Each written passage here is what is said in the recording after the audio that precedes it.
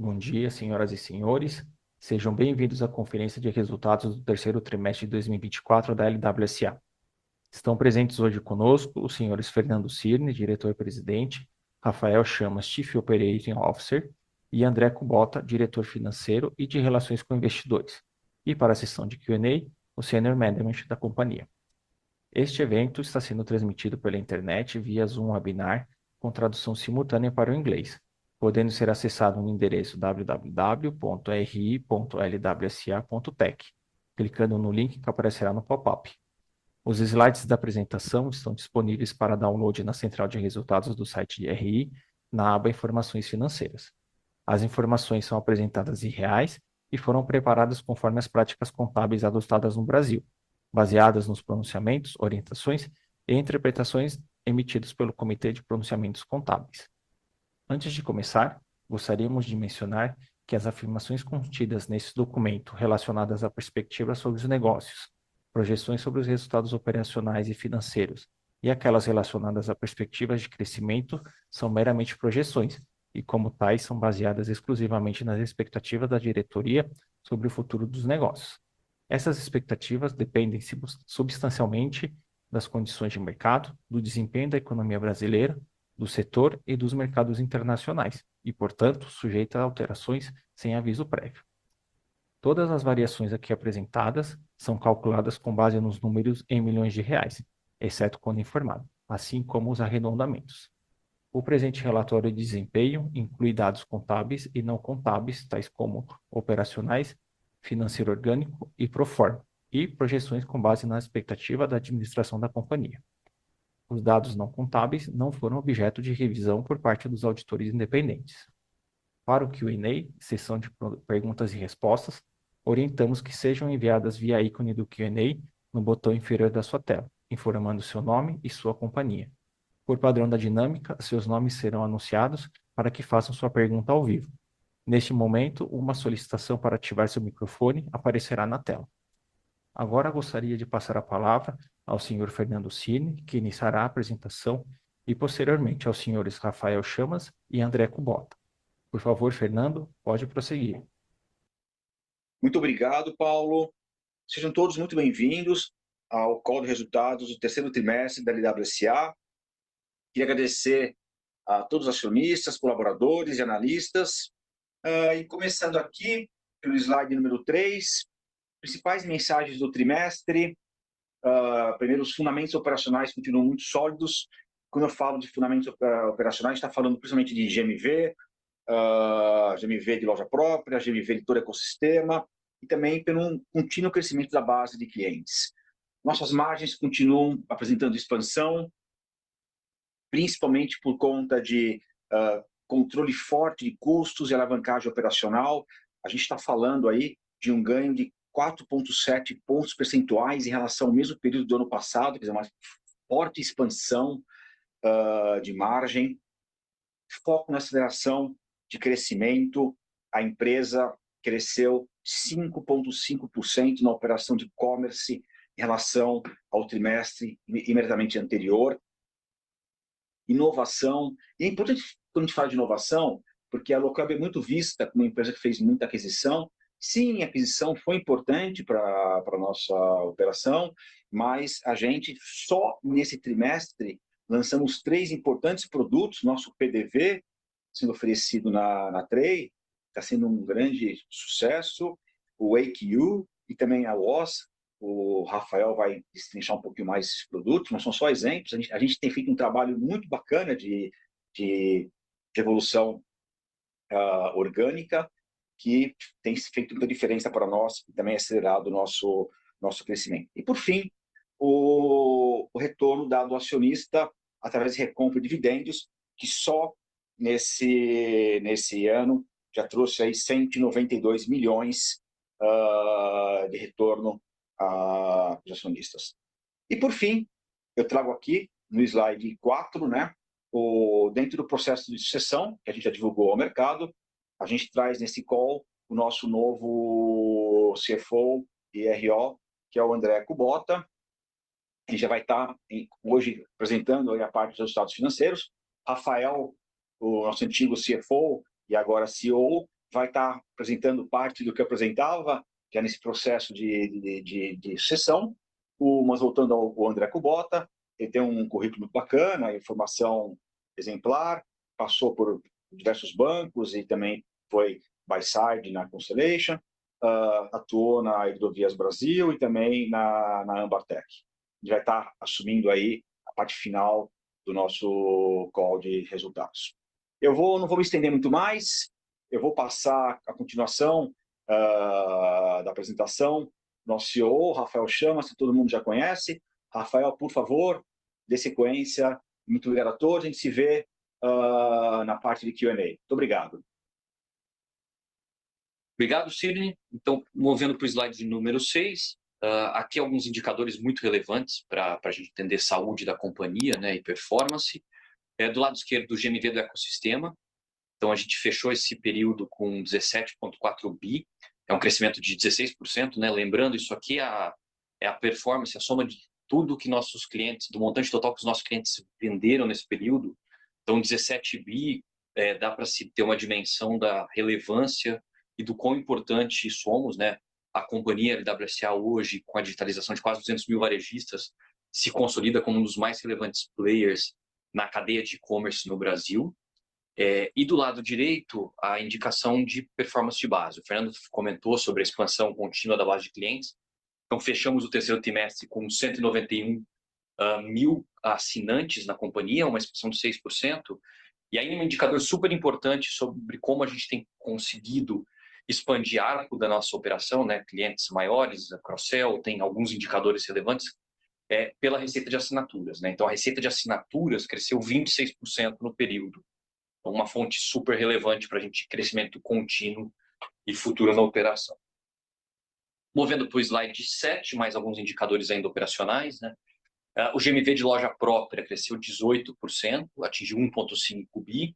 Lembrando a todos, esse é um indicador que mostra o quanto os nossos clientes conseguem vender no seu próprio site, né? Uma operação mais rentável para o cliente e para a gente também, uma vez que, olhando para o lado direito, a gente captura bastante pagamento, né?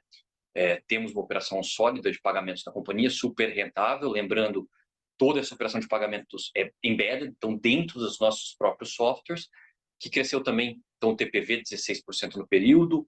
Fizemos no terceiro trimestre um montante de processamento de 2 bilhões de reais. Movendo agora para o slide 8, uma segunda componente de saúde da empresa, a rentabilidade e um excelente trimestre, né? A gente teve expansão em todos os indicadores. O primeiro deles mostrando o quanto o nosso crescimento tem sido sustentado por operações com unit economics saudáveis e cada vez mais rentáveis. O lucro bruto da empresa expandiu 6 pontos percentuais, né? Sai de 43,9% no terceiro TRI para 49,9%, 50% no terceiro TRI de 24%. É um crescimento de 20%, então uma notícia super, super importante sobre saúde do nosso crescimento, com óbvio impacto no bottom line. Então, o EBITDA da empresa se expandiu 36%, tá? Uma expansão em margem de 4,7 pontos percentuais, sai de 16,4% no ano passado, no terceiro TRI, para 21% nesse terceiro trimestre 24%. Se expande também contra o segundo TRI, né, quando a gente teve 19,5% de margem no consolidado. Então, esses 36% de crescimento, fechamos o período com 73,7 milhões de EBITDA, e o lucro, obviamente, se beneficia desse crescimento operacional da empresa, que foi 3,9 milhões no terceiro TRI do ano passado, e fecha o terceiro TRI de 24 com 16,9, então uma expansão aí de margem, né, de 3,7 pontos percentuais, 5% a margem de lucro da empresa. Movendo para o slide número 9, agora um pouco mais de destaque sobre top line e crescimento, né? Então, a receita líquida da empresa cresce 5,8%, fecha esse período com 349,3%, mas é importante ela ser entendida, a gente tem conversado já em vários calls, sobre a reestruturação que fizemos no modelo operacional da empresa chamada Squid, que é a nossa empresa de influenciadores digitais. Foi uma opção nossa no primeiro TRI de 2024, trazer para essa operação uma reestruturação buscando rentabilidade, o que trouxe queda de receita, foi uma consequência buscada aqui, planejada, e que, por isso, até o final de 2024, faz com que os nossos comparáveis anuais eles sejam ruins de serem vistos, porque é uma redução relevante na receita dessa operação. Então, olhando sem a operação da Squid, o crescimento consolidado de 11,7% e apenas no commerce um saudável crescimento de 18%, fechando então o terceiro TRI com 225,9 milhões nesse período. Uma outra forma de se entender esse crescimento sem olhar Squid seria olhar os crescimentos sequenciais trimestrais, o que eu mostro no slide número 10. Então, aqui a gente tem do lado esquerdo o resultado consolidado e do lado direito apenas o commerce, aqui a companhia inteira. Então, como eu disse que a reestruturação Squid começa no primeiro TRI, eu mostro aqui como tem sido a evolução TRI a TRI desde esse momento. E a gente tem um crescimento saudável trimestral. Então, o resultado consolidado cresceu 4,8% no segundo e 4% agora no terceiro. Quando a gente olha o commerce, 6% no segundo, 5,5% no terceiro. Então, o que eu explico, excluindo a Squid no slide anterior, aqui sem fazer qualquer tipo de exclusão, pode ser visto sob a ótica da evolução sequencial que a companhia tem tido e em termos bastante saudáveis trimestralmente. Movendo agora para o slide número 11, vou para um outro componente super relevante sobre saúde, que é a nossa capacidade de inovar, né? E algumas entregas muito importantes nesse período, né? Eu começo aqui mostrando uma pesquisa que nós fizemos nesse mês, que pauta um pouco do que a gente tem desenvolvido, que é a importância da omnicanalidade, algo bastante óbvio, né? Mas a omnicanalidade é algo intrínseco a um PME, um cliente grande. Então, muito do que a gente tem pensado em termos de evolução de solução e produto tem a ver com trazer para os nossos clientes uma maior capacidade de se aproveitar do mundo físico para expandir vendas e melhorar sua gestão. No slide número 12, eu trago alguns desses benefícios. Então, o primeiro, super relevante para a gente, PDV na Tray. A Tray, sem sombra de dúvidas, um grande case de sucesso há muito tempo, sendo fundamental para que os PMEs consigam vender mais online, mas a gente não pode esquecer que há muito que se fazer para ajudar nossos clientes no mundo offline, né? Muito que se pode ser feito do ponto de vista de gestão, muito que pode ser feito do ponto de vista de integração, integração inclusive com o mundo virtual, seja por meio de loja virtual, seja por meio de marketplaces. Há muito mercado endereçável para isso, né? O e-commerce brasileiro tem crescido, sua penetração tem aumentado, mas tem muita empresa que ainda está no mundo offline. Então, a proposta de valor da Tray, digitalizar o varejista, carecia de uma solução que vai para o mundo físico e lançamos há quase um mês esse produto de altíssimo potencial e valor estratégico na nossa oferta, né? A Tray passa, então, até agora soluções para o mundo físico do varejista pequeno, soluções simples, de fácil implementação, de fácil operação, e que trazem para os nossos clientes não só a conveniência da digitalização do seu ponto físico, mas toda a integração para o mundo online. Então, a gente expande muito, muito a proposta de valor do que é a Tray e continuamos aqui na jornada de digitalização dos PMEs. Mas não só PMEs, indo para o número 13, a Wake também, um lançamento fantástico. Foi um lançamento da Wake, chamado Wake U. Trata-se de vocês podem ver aqui a solução no mobile, mas uma ferramenta fundamental para os nossos varejistas unificarem sua visão e a visão dos consumidores numa lógica on e off, com coisas muito relevantes, desde a própria operação de vendas.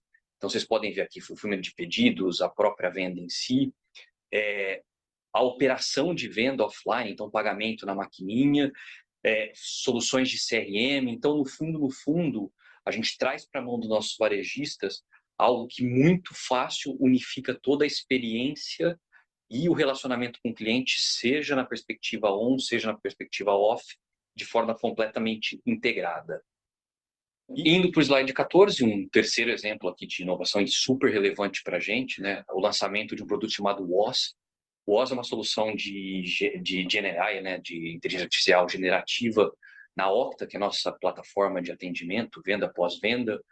Um produto super importante, porque traz para os nossos clientes todo o poder de AI para fazer o relacionamento, atendimento dos seus clientes, e traz para o grupo muita inteligência para a gente buscar eficiência interna, seja na forma como a gente se relaciona com os nossos próprios clientes, seja buscando eficiências em operações. Então, montamos aqui um núcleo muito importante de inovação pensando em AI, que é fundamental para o nosso futuro. Indo para o slide 15, o Fernando acho que já trouxe um pouco, eu trago agora mais detalhes e números, né, sobre retorno aos acionistas. Precisamos lembrar, é uma companhia que tem crescido, tem cada vez mais sendo mais rentável, mas altamente geradora de caixa e geradora de retorno, né? Então, duas formas que a gente distribui o retorno aos acionistas aqui esse ano, por meio de recompra de ações. Então, foram recomprados até agora 152,6 milhões de reais em ações da própria companhia, que mostra o quanto acreditamos no valor da empresa, né, que era um momento adequado, importantíssimo, não tinha nada que pudesse ser feito melhor com o nosso caixa da companhia, que vai nos trazer mais retorno. E cancelamos 34 milhões de ações nesse último mês, o que representa 5,7% do total de ações da empresa. E temos aprovados agora também distribuição de dividendos. Então, serão pagos em 21 de novembro 40 milhões de reais de dividendos, o que é um valor de R$ 0,07 por ação, o que somados, então, mostram que distribuímos de retorno aos nossos acionistas em 2024 192,6 milhões de reais. Bom, muito obrigado, pessoal. Tenho o prazer agora de passar a palavra pela primeira vez para o nosso novo CFO e IO, André Kubota, e nos vemos no Q&A. Por favor, André. Obrigado, Rafa. Obrigado, Cine, pela apresentação. Bom dia a todos. Eu estou bastante feliz aqui de participar do meu primeiro call de resultados do grupo LWSA. E eu vou iniciar aqui no slide 17, comentando um pouco sobre a receita. E no número consolidado, a gente atingiu 349 milhões de reais. É um crescimento de 5,8% ano contra ano, e sem considerar o Squid, um crescimento de 11,7%, e é um crescimento sequencial em relação ao trimestre passado de 4%. No commerce, o crescimento é ainda maior, de 8,5%, e sem a Squid de 18 pontos percentuais, e 5,5% em relação ao trimestre anterior. No Bionline e SaaS, a gente tem um crescimento de 0,3% e de 0,8% trimestre contra trimestre. No slide 18, a gente tem um crescimento de lucro bruto ainda mais forte que o crescimento de receita, de 20% ano contra ano e 9% trimestre contra trimestre, o que obviamente reflete no aumento da nossa rentabilidade, que atingiu quase 50% no consolidado, sendo 54,5% no commerce e 39,5% no Bionline SaaS.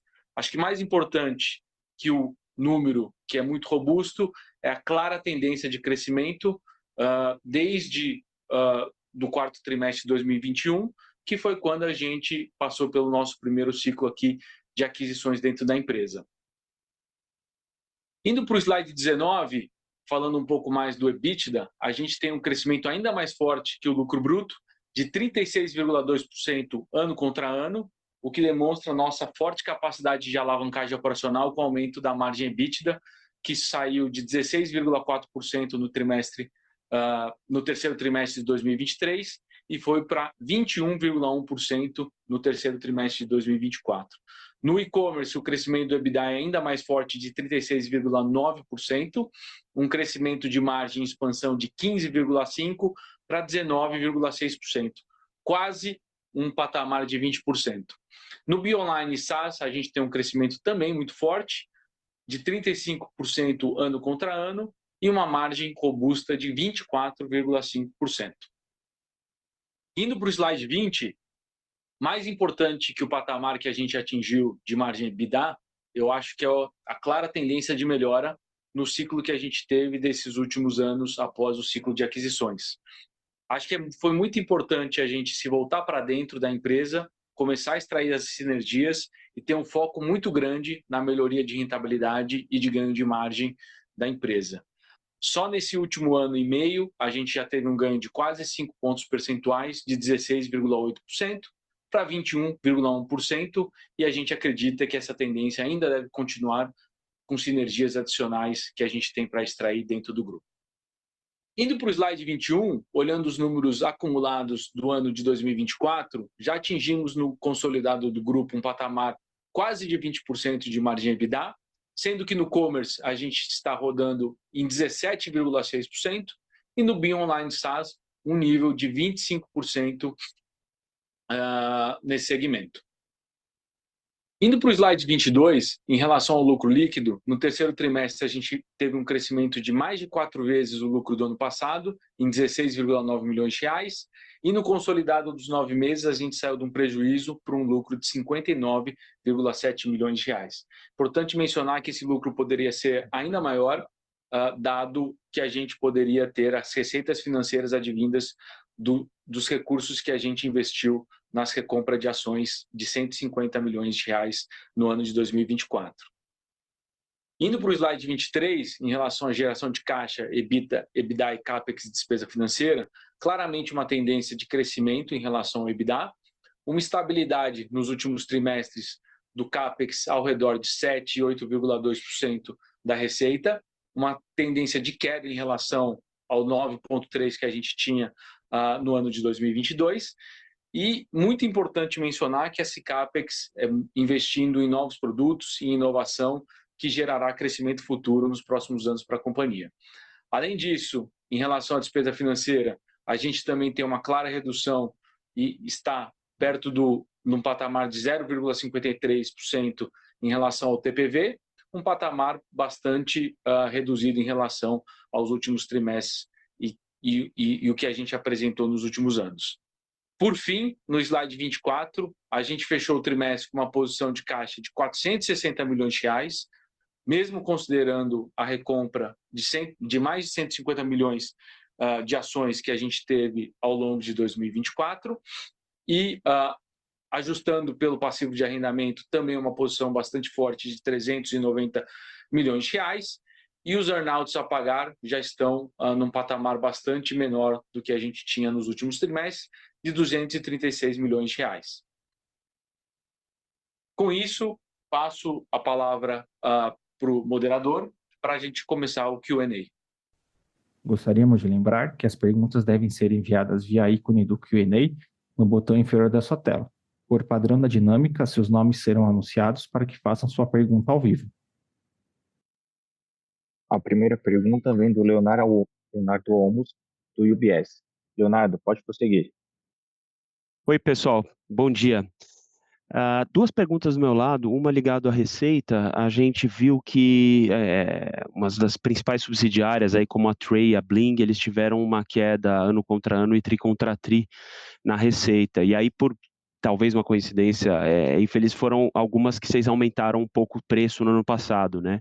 Isso tem alguma relação ou não? E aí, qual a expectativa dessas subsidiárias para frente? Essa é a primeira pergunta. E a segunda é ligado à alocação de capital, né? Mesmo tirando o buyback, dividendos, parece que a geração de caixa não foi tão alta esse trimestre, se pudessem confirmar.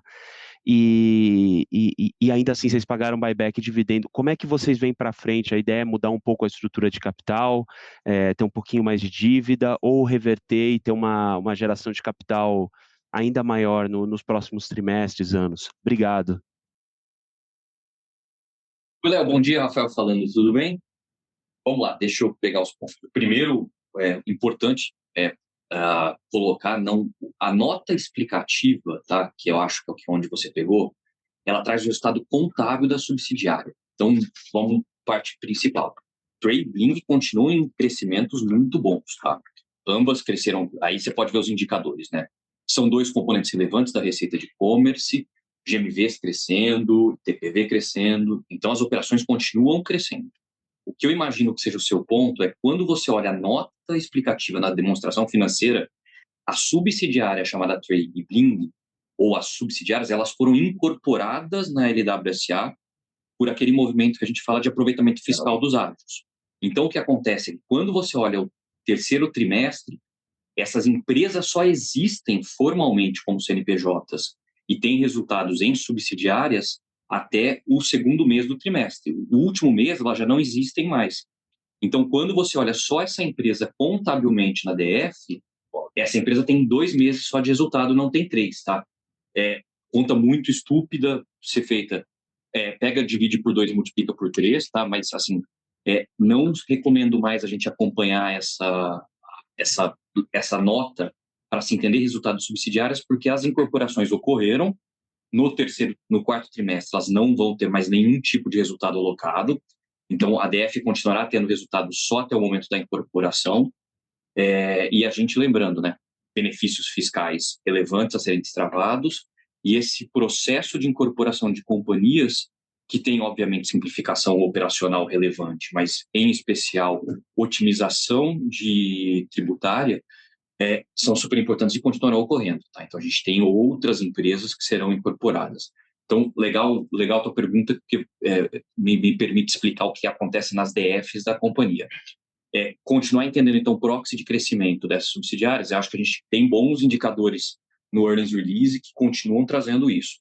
Base de clientes da empresa, receita de assinaturas de subscrição, que basicamente são formadas por Tray, Wake e Bling, o próprio GMV que a gente tem de lojas próprias. Então, são todos indicadores que trazem uma leitura operacional muito focada nas principais operações que temos de e-commerce, que são essas que eu acabei de citar.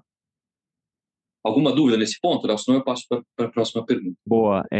Não, nenhuma, super claro. Ainda bem que a gente falou disso, porque realmente o mercado todo olha essa nota, não é mais para olhar. Então, acho que a mensagem aí, né, Rafa, é que tirando a Squid, foi 18% de crescimento no commerce, é isso que tem que olhar, além dos indicadores detalhe que você comentou, e no total 12% de crescimento, tirando a Squid, né? É isso que precisa olhar, né, quando for olhar a receita.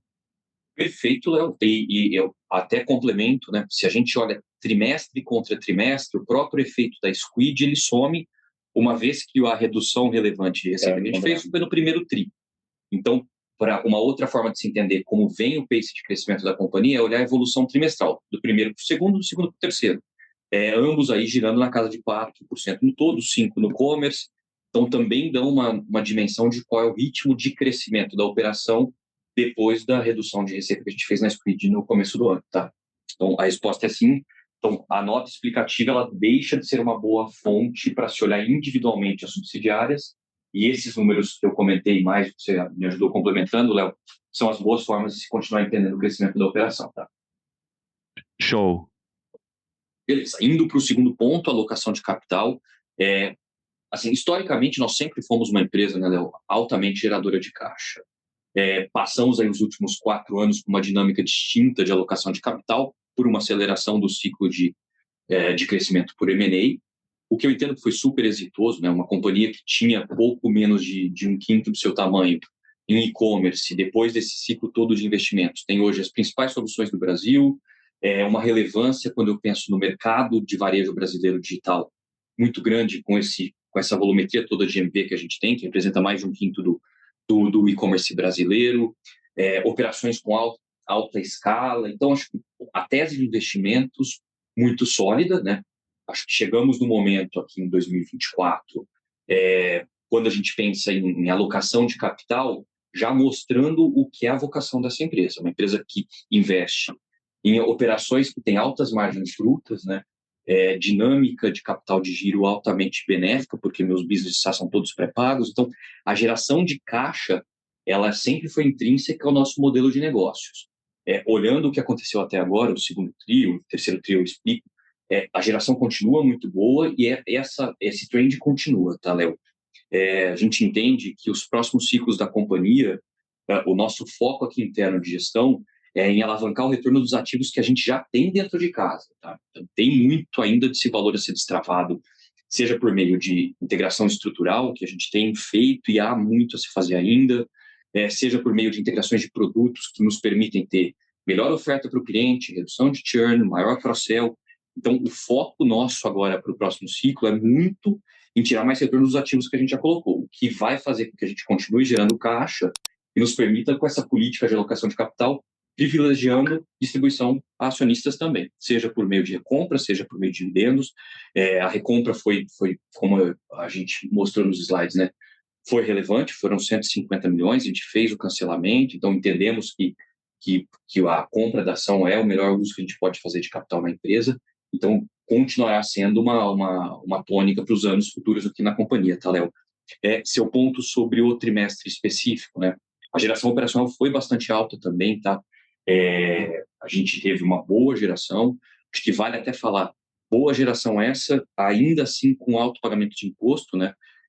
Foram quase 40 milhões de pagamento de imposto no próprio TRI, o que significa que a gente ainda não tem o aproveitamento fiscal das incorporações, então esses aproveitamentos começam agora no quarto trimestre, então a alavancagem de geração operacional ela vai continuar sendo beneficiada também por uma redução de pagamento de IR, uma vez que a gente continua com esse movimento de incorporações e aproveitamento do ágio, do yield das aquisições, tá bom? Espero que tenha ficado claro aí, Léo. Sim, sem dúvida. Eu achei que ia fazer umas perguntas difíceis, as respostas ficaram super positivas. Obrigado, gente. Um abraço aí, bom dia. A próxima pergunta vem do Thiago Kapulskis, do Itaú. Thiago, pode prosseguir. Oi, pessoal, bom dia, obrigado pela oportunidade de fazer perguntas e parabéns, Chamas, pelo cargo novo desafio aí. Desejo muito sucesso para você e todo o time. Também são duas perguntinhas do meu lado, acho que uma do lado de margens, né? A gente vê aí essa recuperação na margem EBITDA. E eu sei muito bem que vocês, né, fizeram várias mudanças, inclusive de pessoas, né? Teve a vinda do Otávio, mais no começo do ano. E talvez o que eu queria entender um pouco talvez mais high level e aproveitando, né, a possibilidade de falar com quem está tocando as coisas, né? O que vocês veem como os principais drivers dessa melhora do ponto de vista operacional, mais integração, enfim, ou se são outros drivers, aumento de preço em algumas coisas, etc.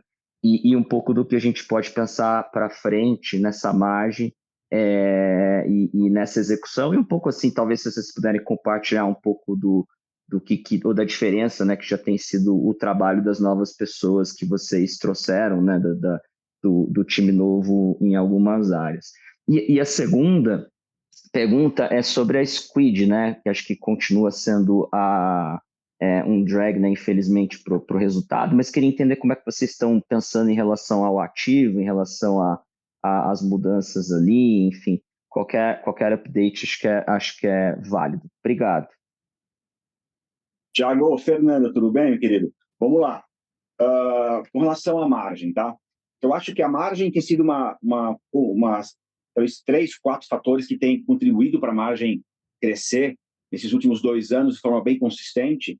E aí, nesse último ano, um trabalho muito forte aí de sinergia dentro da companhia. Mas vamos lá.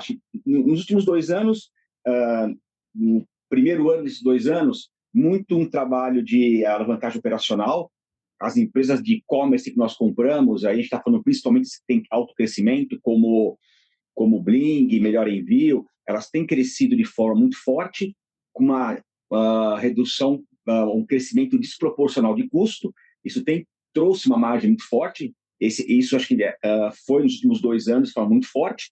E quando a gente fala nesse último ano especificamente, começou esse trabalho que a gente tem interno, né?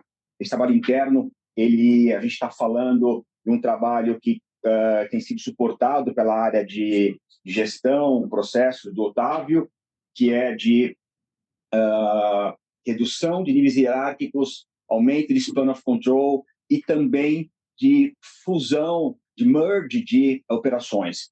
Quando nós compramos esse volume alto de empresas, a gente focou primeiramente na parte de back-office, né, de facilitar essas empresas a operarem de forma mais rápida e lean. Depois, nós integramos os produtos na visão do cliente e agora a gente está num processo de redução do número de marcas. Reduzimos mais de 10 marcas, a gente quer ter até daqui 1 ano e meio o volume mínimo de marcas dentro da companhia e também a gente está fundindo as operações dentro da companhia. Essa fusão que já aconteceu, vou dar um exemplo por aqui, no caso de King Host com Local Web, embora sejam 2 marcas, a operação ela é totalmente integrada hoje dentro da companhia. É um exemplo apenas, mas a gente já tem, por exemplo, aqui outra operação que está acontecendo, o caso da Cplug com a própria com a própria Tray e por aí vai, a própria parte de pagamento também, já fundiu várias operações. Então, essa fusão dentro do grupo também traz redução de custo de forma muito dramática. Para você ter uma ideia, Thiago, a companhia cresceu esse ano, mas a gente está terminando o ano com uma redução substancial do número de pessoas no grupo. Não só em uma área ou outra, de maneira geral. A gente começou o ano com 3.800 pessoas e estamos terminando o ano com menos de 3.600, sem fazer um layoff específico. E isso vai continuar ao longo dos próximos anos. Pessoas é só um indicador, mas é muito mais do que pessoas. Então, a gente está falando um processo de alavancagem operacional, com redução, otimização de estrutura, redução de pessoas, e isso contribui, então, para esse aumento de crescimento de margem. Especificamente de Squid, vou passar por Alegil, que é o head da Wake, mas tem dado muito certo o processo, ele vai dar números, indicadores para você, e sim, Squid, por incrível que pareça, ainda tem uma margem mais baixa do que a média da empresa, ela contribuiu, sim, para esse quarto, para o aumento da margem. Ale, por favor. Bom, Thiago, bom dia, obrigado pela pergunta, Alessandro falando. Até puxando esse gancho, Fernando, se a gente acompanhar nas DFs, né, o primeiro quarter de Squid, a gente entregou 5 milhões negativos de lucro na operação, e aí a gente foi evoluindo quarter a quarter, né, 1,6 negativo no segundo quarter e 900K negativo nesse último quarto. Então, o nosso compromisso, desde os primeiros calls do ano, de trabalhar a saúde da operação, melhorar os processos e otimizar o time, tem ocorrido de maneira satisfatória. Lembrando que a gente mudou praticamente 80% do quadro de pessoas, a gente seniorizou o time e ajustou os processos, e agora a gente consegue ter um pouquinho mais de tranquilidade para olhar o futuro da operação, para seguir no processo de colher as sinergias que a gente tem com e-commerce e todas as operações, efetivamente, não só o Wake, mas buscar as sinergias com o Tray, com o Bling, para esse mercado de marketing de influência.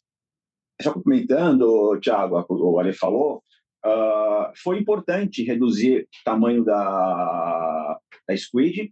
Esse tamanho é um tamanho que a gente entende que a gente consegue operar de forma que não pegou foco do restante da companhia.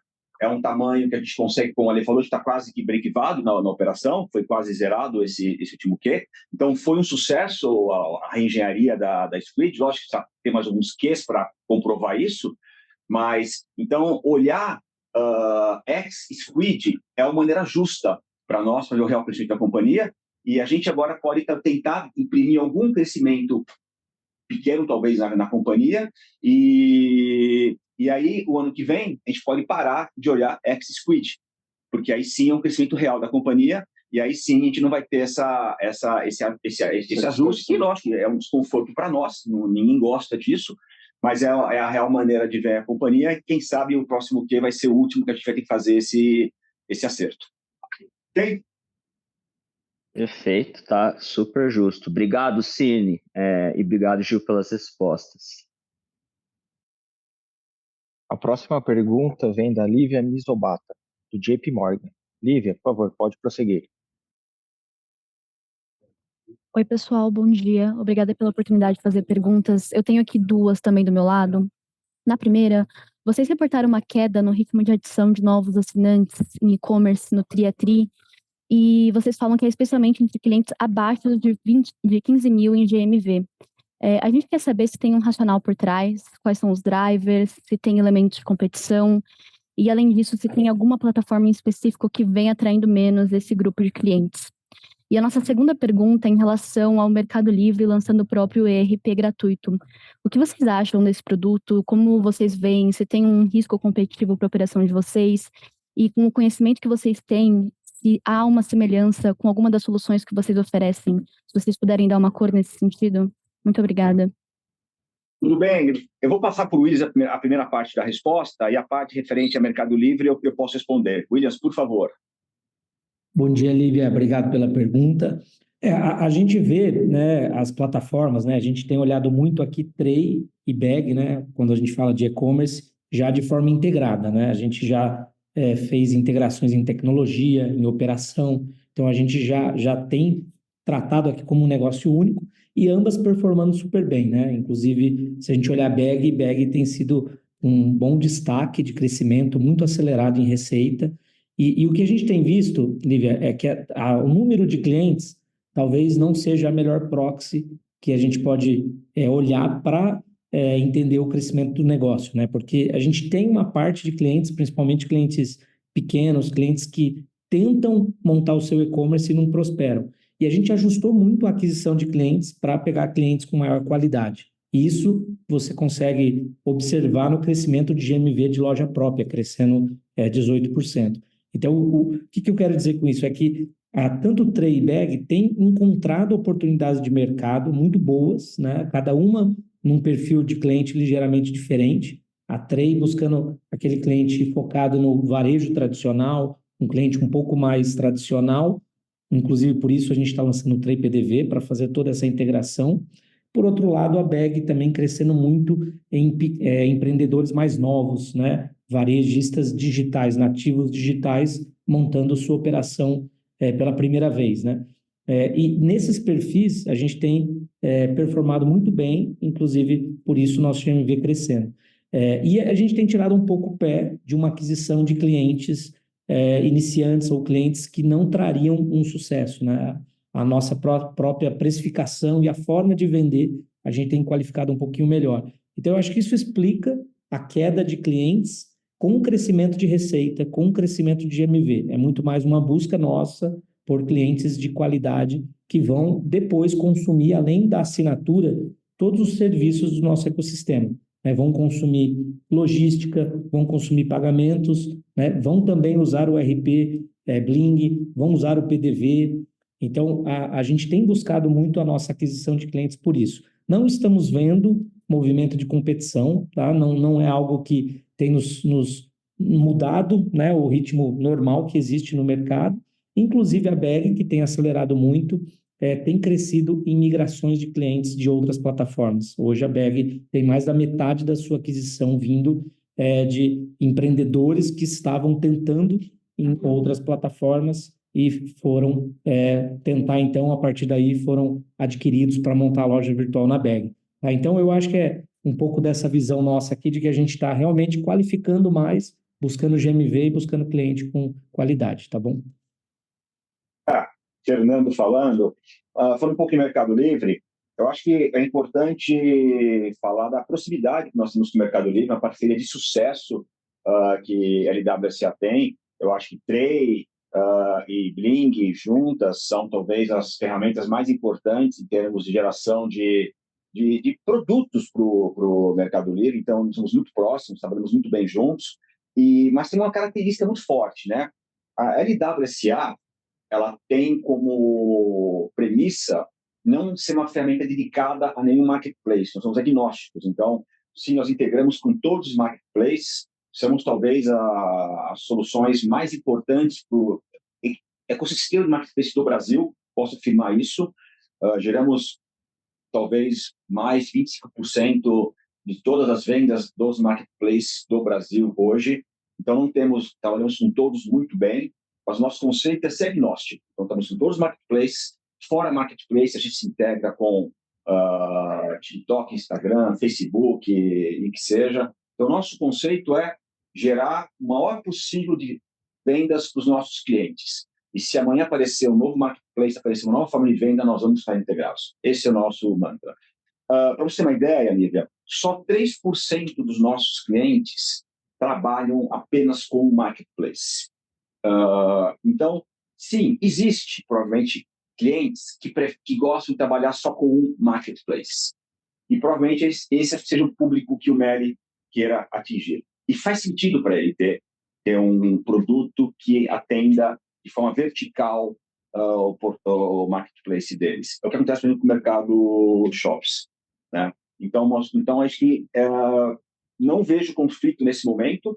Eu acho que, sim, existe o mercado verticalizado que quer trabalhar só com o ambiente e nós não atendemos. Como eu falei, só 3% da nossa base usa a LWSA para vender em um ambiente. A gente atende, mas não é a nossa prioridade. Mas, sim, eu acho que o Mercado Livre deve atender esse pessoal. Tem gente que vive só trabalhando com o Mercado Livre, tem um mercado grande para isso e faz sentido eles trabalharem com esse público, mas não é a nossa razão de existir. Tá bom? Muito obrigado. Perfeito, pessoal. Muito obrigado. Ficou super claro. Gostaríamos de perguntar se há mais alguma pergunta. Não havendo mais perguntas, encerramos a sessão de perguntas e respostas e retornamos a palavra para o nosso CEO, Fernando Cirne, para as considerações finais. Por favor, Fernando. Pessoal, muito obrigado pelas perguntas, que ajudou a complementar a apresentação que nós fizemos. Agradeço a todos. Agradeço a todo mundo que contribuiu para esse resultado do terceiro trimestre, que eu acredito que tenha sido muito positivo, uma clara evolução em relação ao segundo trimestre, que foi uma evolução em relação ao primeiro trimestre. Obrigado a todos e aguardamos vocês no ano que vem para o call do quarto trimestre. Muito obrigado e um bom dia. A teleconferência de resultados do terceiro trimestre de 2024 da LWSA está encerrada. Agradecemos a participação de todos e que tenham um ótimo dia.